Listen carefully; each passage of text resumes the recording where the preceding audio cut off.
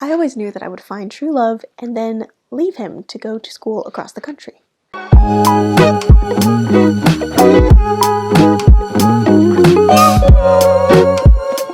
Hey, it's Zadie. I'm here with Flytte Kartina. That is my YouTube channel. That's how it's pronounced. What I do is I review movies. I make predictions about movies that haven't come out yet. I do my series called How the Real Rolls, which I explain and analyze certain movie aspects. Then I have a series called I Finally Watched series, which is basically the playlist of shame, where I just admit to movies that I have never seen before, but I should have seen at this point. And then I talk about my reactions to that movie. But today we have a movie review for the latest release out of Netflix, which is called To All the Boys, Always and Forever. It's actually a very sweet title. Before I begin, I want to thank everybody for watching. I really appreciate everybody who comes in, all 16 of you, or sometimes 20. What I love even more than seeing the number is just seeing the comments down below. I love interacting with you guys. It's so much fun. So keep commenting if you're already commenting, and if you haven't commented down below, go ahead and comment something during this review that you liked, disliked, agreed with, or disagreed with, or just an opinion of what you have on rom-coms in general, or whatever. I do want to remind you guys that I am trying to make it to 800 subscribers by the end of 2021, and I'm really pushing very hard for that. I wanted to set a goal for myself. I wanted 800 subscribers by the end of 2021. And if I get to that point, I'll be so happy. In the works is a giveaway, but that won't happen until after 1,000 subscribers. So if you guys are completely new to my channel, go ahead and subscribe to my channel so you can help me reach that 800 subscribers goal. I can't wait to see more of you guys. So let's get started. This review is completely non-spoiler. I won't be talking about anything impervious to the plot that will ruin your experience for the movie.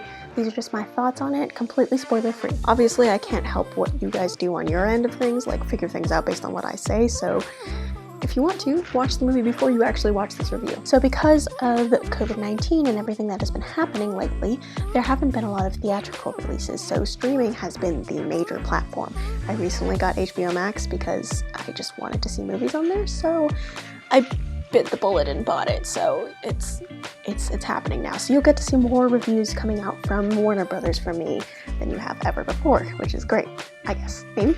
But let's just get started with what it is that I want to be talking about, and that is To All the Boys I've Loved Before, or it's called To All the Boys, Always and Forever. So, as always, we are focused on Laura Jean Covey as her life progresses. It's now her senior year of high school and she's applying to colleges. We see how her family thinks about everything, and then we see how her boyfriend reacts to all the things. And so this is kind of just her life as her last year of high school. So by the title, you can kind of guess always and forever, meaning maybe it won't be always and forever. But Laura Jean, who is played by Lena Condor, she ventures into Korea, and that's how the movie opens. She goes to Korea, and after returning from her family trip, she starts contemplating life choices and college and that kind of thing. I totally get where she's coming from. All of the decisions you think that are going to make or break your career in the future, or all of your life plans, like, it's just a thing. It's a stressful time for a lot of 17 and 18-year-olds. So first of all, what I did like about the movie, I did actually enjoy this movie, surprisingly. Yes, it's released around Valentine's Day, so there's that. There's a little bit of romance in the air. Wherever I go, there's pink. I cannot wait.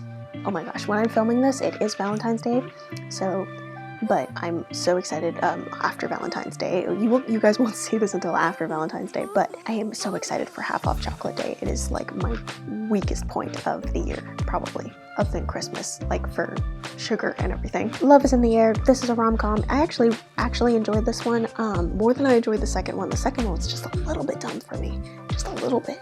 I think that was around the time where The Kissing Booth 2 came out as well, and that movie was just absolute trash. I would think that because this is based off of a book, it would be a little bit more reliable in terms of story. And that's actually what happened in the third one. I've never read any of these books. I've never read any of the books of the To All the Boys series. I don't really plan on doing it, but anybody who has read the books, maybe it might be a plot accurate, or maybe it won't be, but it really depends. This movie kind of blew up after the first one. Like, everybody loved it. Loved it. So that's why they, like, spearheaded the second one. And the second one was kind of like, it wasn't that great. But this one, they took their time and a little bit more planning ahead of time.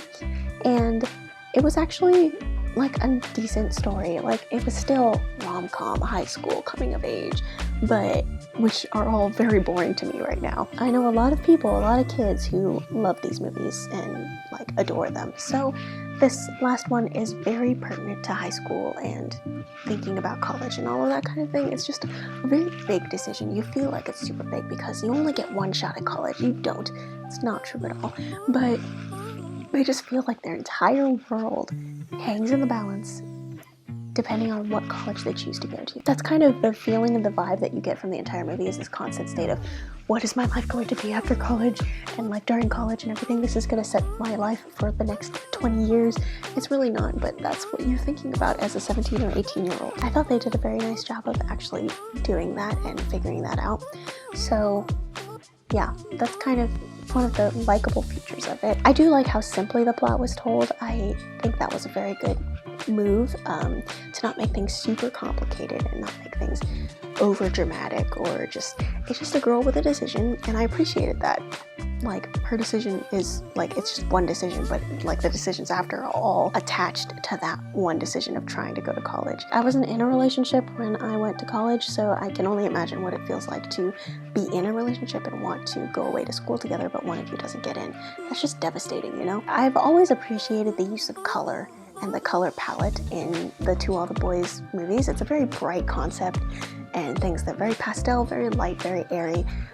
It's just a different kind of feel that you get from, you know, the dark, gritty superhero movies, or the indie movies that I see and whatever. So it's just different. It brings a sort of lightheartedness to it without being so like La La Land, you know. Throughout all three of these movies, Kitty's character has been the most consistent. Actually, probably both of her sisters, both Kitty and Margot, are both very consistent characters according to all three of the movies. And that's probably because they go through the least development and they don't have a lot of like screen time. And so it's easy to have them be the same character every time. Didn't really care about some of the side plots, the B plots that were happening, like Laura Jean's dad getting engaged. That didn't really matter that much to me, except for the fact that he was in a movie that I actually really like. But aside from that point, I didn't really care about his character. A lot of the B plots I didn't really care about a whole lot. Some of them I did actually, with both Genevieve and Chris as their cousins, and they just hate each other, but for some reason in New York they all got along. But I didn't care about all of them, which I feel like I should have, but I just didn't. Let's move on to the negative aspects of the movie that I didn't really think was necessary or whatever. I don't think that Noah Centineo's character, Peter Kavinsky, really brought a lot of emotion for me. The whole B plot with his dad and the relationship he had with his dad was trying to establish with him, that was good. I really liked that. But his relationship with Laura Jean didn't really work for me. Don't get me wrong, it's very realistic, it's very heartfelt and heartwarming, and I really enjoyed it. But it didn't click for me. The way that he was reacting to things, it wasn't like, it just didn't seem like it was written very well. I did see all of the different homages and callbacks to the first movie, but it just didn't do it for me creatively. I didn't see a lot of very unique and fun angles or shot compositions or whatever. Not for me, and that's just my first time watching it, so I don't really exactly think that my opinion is totally 100% valid. But that's just what I think right now. I think the biggest problem that I have with it is just that I just see that they're not right for each other. They're not ready for commitment, but somehow they end up together. It's just because of movie magic, you know? Their relationship is very sweet, very kind. I really appreciate it, but I don't think that their relationship will ever last longer than a couple of years. I'm actually surprised that they lasted this long. All these different things, I'm like, you guys are clearly not meant for each other, but somehow you're together. And so just that thing in the back of my mind is always playing, like, they're just gonna break up. It's not gonna happen in this movie, but they're going to break up. It's not gonna work out. They're not gonna have a happy life together. I don't know if they will. They probably won't. So those are my thoughts on To All the Boys, Always and Forever. I did like the movie. I would probably watch it again with other people, not on my own. As always, thank you guys so much for watching, and I will see you on the other side of the screen.